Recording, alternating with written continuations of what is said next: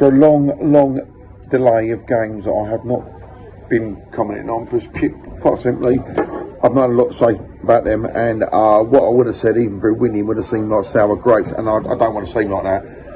Having had some lunch with Gary Rowett and breakfast at Reading, ain't me nuts, I've got a bigger, better all-round perspective on what's happening at Millwall at the moment. I mean, I've been to the day hospitality, put on my Deltron list, been in the owner's box, was on the pitch. Brilliant, thank you West Brom for such great hospitality, and I've got to say, as they would say, we did a number on them. We have done a number, and I feel that in the second half, if you look at the chances we had there, I think we should have nicked that 1-2-0. Instead that, I said Stoke the other week were a good side, and Stoke, you know, they've gone on 1-4-0 with Coventry. That is no easy feat. That and the Norwich losses give us a four-point gap. A 4-point gap that, over the balance of the season, I think we deserve. You could say Huddersfield, which I was very disappointed on, but Walnut's done a number on us. We really should have done that 3-1, but they've gone out, they've gone behind a Borough today, and they've won 4-2. So, you know, on the measure of it, they played it at the wrong time.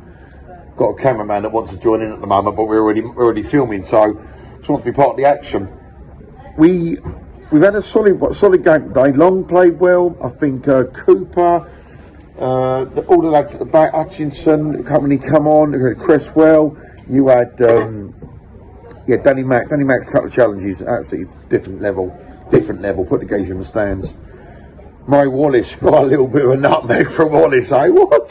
He nutmeg Wallace, nutmeg Wallace. Quality. Jeb was quiet today. Come over to the fans at the end.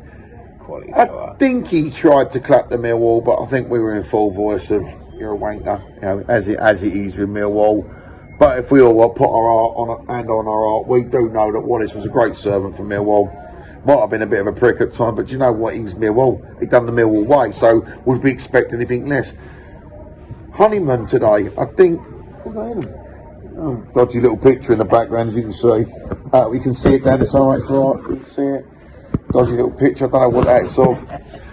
Looks like a pony and trap coming out of someone's Irish, but you never know. Zan Fleming today, for me, should have won that game for us.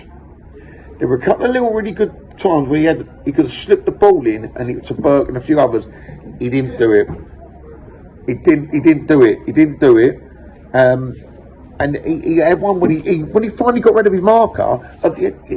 It's like, Night Rider plays for me. Yeah, he slipped one in there and he hit it straight at the keeper. Great save, parried it over the bar.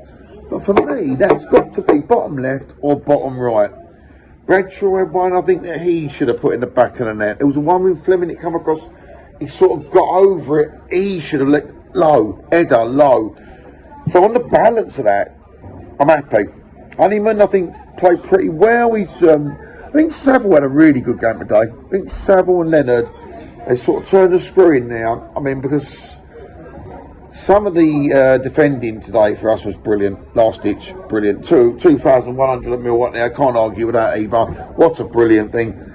Will you be at Hull City away? I'll be there on a 2-day bender, having a few Shabbats as per usual. Luton to me now is a massive game. You beat Luton, you've virtually got 1 foot in those playoffs. How much do you want it, Millwall? How much do you want it? As Rowett has said to me on numerous occasions now, we can't play extravagant football going forward. We haven't got the personnel, and we defend from the back. So when the football and the brand he's been playing, having spoke to him, he will go down to one of the most successful managers of all time, whether we like the brand of football or not. And if he does push into that holy grail, the Premier League, he will be the most successful manager of all time. So, and then it's the point now when if he went down at that point with a 200 million, then I would expect a different kind of football. Then I'd expect us to have more attacking options. But until that point, we have got to go up the way we are playing football at the moment, whether we like it or not. We have not got the budget or the personnel to push forward into them areas with the attacking kind of players we got. As West Brom showed today, trying to play tippy-tappy football out from the back, it don't work, you get caught, you're not good enough. I don't know why they do it. Just oof the ball upfield and get it up there. You'd rather defend from a higher line than trying to do that chippy-chappy football. From a very, very, very happy line, and I'm glad to be back. And I hope I've explained my reasons for not having a few videos. Hope I ain't been too much of a Charlton fan, as some fucking people say, but I'm Millwall through and through. You cut me veins, I'm Millwall through and through. I'm up at West Brom away, I'm going Hull away. That's proper Millwall. And if there's omens to be had, Hull, Blackburn last game of the season, they were 2 games when we last went up to the old First Division. So until then, lads, I'm going to get right hammered tonight. I'm bypassing the Indian. I'm just going to hit Dudley hard, really hard. I'm going to be considerably ratcher than y'all. Go, guys. Bye.